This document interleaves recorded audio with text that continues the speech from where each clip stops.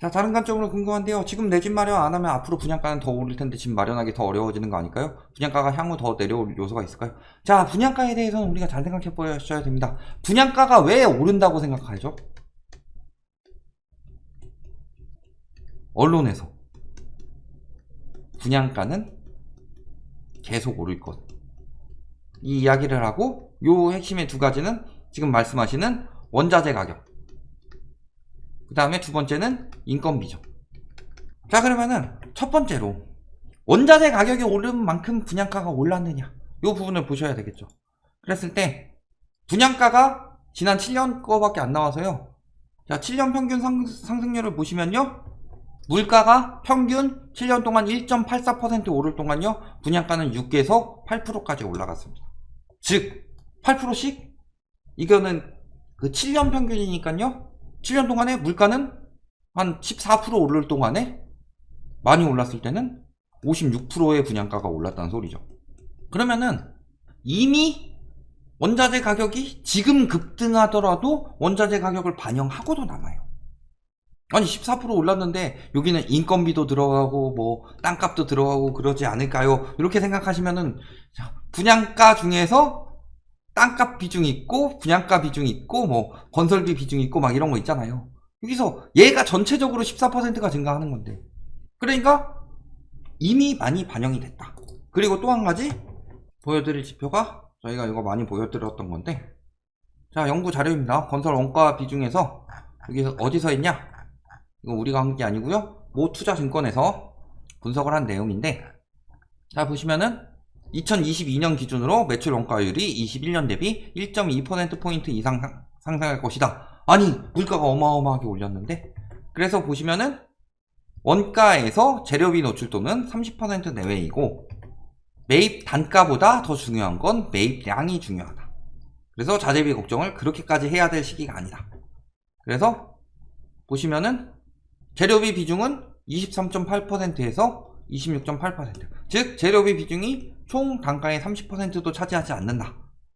그리고 자재 매입량이 2021년과 동일하다고 가정했을 경우, 물가가 그렇게 22년에 많이 올랐죠? 22년이 물가가 최고점을 찍을 때였죠. 그래도 매출 원가율은 1.2%포인트밖에 상승하지 않는다.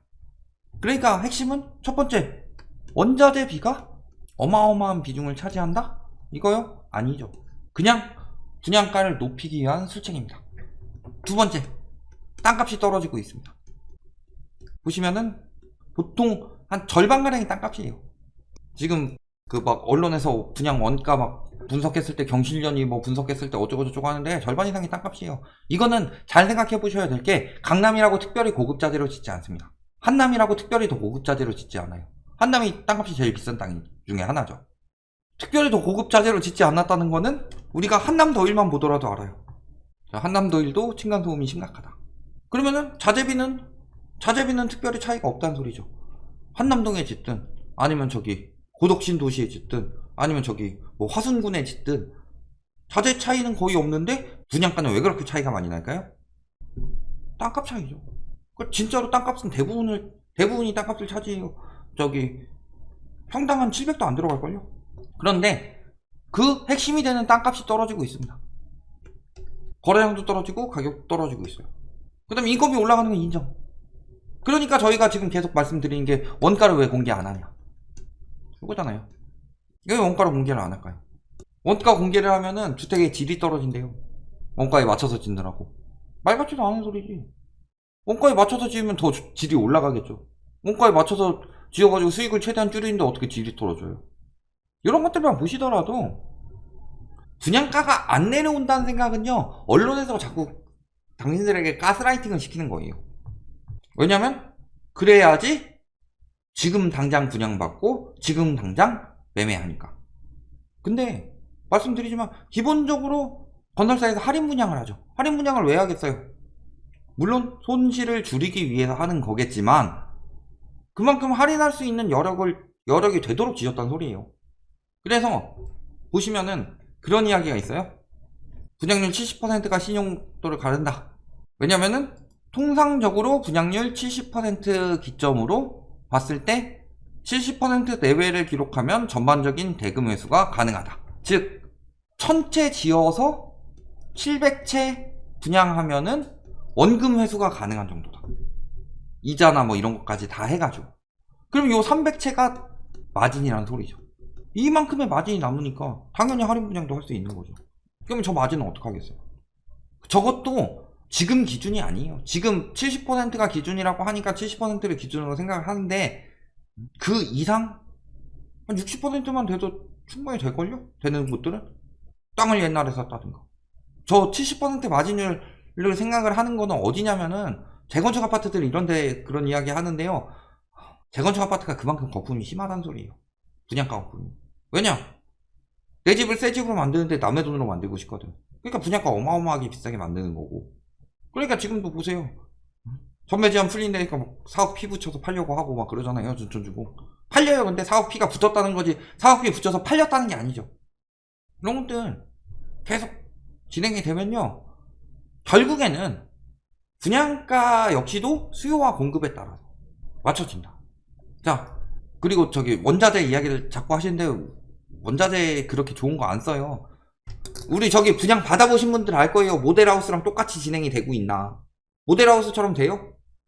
어마어마하게 잘해줄 것처럼 보이는데 구색만 갖췄지? 그리고 향후 더 내려올 요소는요. 가장 첫 번째는 말씀을 드리는 게 분양 원가 공개. 아까도 말씀드렸지만 물가는 1.8% 올라가고 사실 임금은 물가 올라가는 것 정도로 따라오기 굉장히 뭐 크게 많이 오르지 않았습니다. 그런데 분양가는 8%. 이것도 평균 8%지. 이 두 가지만 보시더라도 지금 물가 상승률에 4배 이상 뻥튀기 해먹었는데 근데 원가 공개를 안 하는 이유는 뭘까요? 엄청 자시니까 맛있게 야금야금. 그 다음에 두 번째는 말씀드린 대로 땅값 하락. 땅값 하락은 어느 순서로 이루어진다?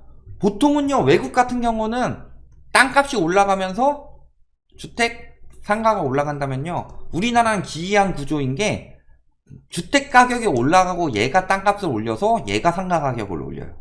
왜냐면은 외국 같은 경우는 투기인데 우리가 봤을 땐 투기인데 투자라고 합시다. 투자의 주체를 봤을 때 외국 같은 경우는 기업이에요. 기업이 땅을 사서 여기에 건물을 짓고서 요거를 세들든가 팔든가 이게 주체라면요 우리나라는 주체가 누구예요? 가게예요. 가게. 그러면은 땅을 사느냐? 땅을 사고 건물을 사기에는 너무 비싸요. 타운하우스가 인기가 없는 이유가 뭐냐? 땅부터 사고 그 다음에 건물 지을 돈을 또 있어야 돼요. 근데 우리나라 같은 경우는 집에 돈이 다 들어가 있죠. 그러니까 타운하우스가 인기 없는 이유? 중도금만 한 50% 필요하고 또 잔금 또 한 50% 필요해서 두 차례에 걸쳐서 짓는 시간까지 몇 개월의 텀을 두고 들어가야 되는데 내가 지금 그 돈이 없으니까. 그러면 우리나라 투기가 어떻게 들어가요? 분양권 투기 아니면 갭 투기로 들어가죠. 분양권 투기 같은 경우는 계약금만 걸고서 피 붙여가지고 비싸게 파는 거. 소액으로 가능하죠. 갭 투기도 집값에서 전세값 빼가지고 요 남은 갭을 가지고 소액으로 투기가 들어가는 거다. 그러니까 우리나라는 소액 투기가 가능하기 때문에 부동산 투기가 판을 치는 거고 그렇기 때문에 세계적으로 자산의 부동산 비중이 어마어마하게 높은 거고요. 자산의 부동산 비중이 높다는 소리가 뭐예요? 자산을 가지고 있는 사람 중에서 뭐 일부는 부동산 자산을 어마어마하게 늘린 사람도 있겠지만 대부분은 뭐예요? 내 집 한 채죠. 내 집 한 채의 비중이 다른 나라보다 그 자산에 차지하는 비중이 어마어마하게 높다. 즉 집값 거품이 어마어마하게 높다는 소리예요. 그러면은 핵심은 뭐예요? 요 분양권 투기는 어차피 지어지지 않은 권리에 대한 투기이고 이 갭 투기가 핵심이죠. 갭 투기가 막 몰려들 때가 집값이 폭등을 하죠. 그래서 집값이 폭등한 다음에 그게 땅값을 올리고 땅값을 올리니까 상가 가격이 올리는데 문제는 우리나라만 있는 전세 제도 때문에 전세에도 근데 대출을 집어넣으면서 주택 가격이 어마어마하게 폭등을 했죠. 그러니까 땅값이 어마어마하게 폭등하면서 상가 가격이 어마어마하게 폭등했어요. 그런데 문제는 이 상가 가격이 어마어마하게 폭등하면서 건물주도 손해, 세입자도 손해. 그러니까 내수 경기가 돌아갈 리가 있나? 누가 이득이에요? 건설사원 이득이고 그 다음에 여기서 꾸준히 돈 내면 은행도 수익을 볼 수 있는 거죠. 구조가 이렇게 흘러가가지고 우리나라는 땅값 거품이 어마어마하게 심해요. 왜? 갭투기 때문에. 가게가 먼저 아파트를 갭투기를 해서 주택가격을 올리니까, 근데 주택가격 올라가는데 아파트 자체는 감가상각하는 거란 말이에요. 아파트가 증식하진 않죠. 내가 생산성이 있어가지고 내가 전용 5구를 샀는데 한 10년 뒤엔 얘가 전용 84로 발전해 있지 않죠. 가만히 있으면 노후가 되고 감가상각이 되는 건데 가격이 왜 올라갈까요? 땅값이 올라가서 그런 거예요. 땅값이 왜 올라갈까요? 집값이 올라갔으니까. 땅을 사는 사람, 가게에서 땅을 사는 사람은 많지 않아요. 우리나라는 주택 수요가 어마어마하게 많을 뿐이지. 그러니까 분양가가 떨어지는 거예요. 분양가 절대 안 떨어진다고 그랬어요. 그런데 잘 생각해보세요. 2008년에 글로벌 금융위기 터질 때, 그때를 기준으로 사람들이 이야기를 많이 했어요. 저희가 집값 떨어집니다. 지금 굉장히 위험한 상황입니다. 이런 이야기 할 때 21년에 그때 무슨 이야기를 했냐? 미분양이 감소하고 있는데 집값이 왜 떨어지냐? 집값 떨어질 징조가 없다. 미분양만 봐라. 공급이 부족하지 않냐? 참여정부 때는 미분양이 증가한 다음에 집값이 떨어졌다. 근데 참여정부 때는요, 분양가가 워낙 비싸가지고요, 참여정부 말기에 분양가 상한제, 분양 원가 공제 이런 거 다 때렸죠. 그래서 분양가가 매매가보다 비싸기 때문에 미분양이 먼저 늘고 그 다음에 매매가 붕괴됐다면요, 이번에는 분양가가 싸기 때문에 매매가 먼저 붕괴되고 분양가가 붕괴된 거예요. 그럼 이번에 분양가가 왜 쌌을까요? 매매가에 비해서. 그때도 거품 쌓였었는데. 하락기 때는 분양가가 매매가보다 쌌을까요? 비쌌을까요? 그 이후에 분양가가 더 싸다고 그러죠. 그 이후에 생긴 그게 분양가가 더 싸다는 느낌이었잖아요. 그때부터 생겨난 상황인데 왜 분양가가 더 싸졌을까요? 원가 붕괴하니까. 그래서 마찬가지예요. 지금도 많이 쌓여 있어요. 그거를 보여주지 않을 뿐이지. 보여주지 않으면서 일부를 전부인 양 이야기를 하죠. 자, 우리가 빵을 만들 때도요, 소보로 빵을 만든다고 해봅시다. 그러면은 설탕값이 오른다고 해서 소보로 값이 오릅니다 라고 하는데 밀가루 값이 폭락했어요. 근데 설탕값이 오른다고 소보로 빵 가격이 오를 것입니다. 심지어는 설탕값이 올라서 소보로 빵 가격이 오르니까 심지어는 피자빵까지도 오른다. 이런 식으로 말하고 있는 거랑 뭐가 달라요? 이것만 보시면 답이 나온다. 어떤 식으로 사람들을 속이고 있는지.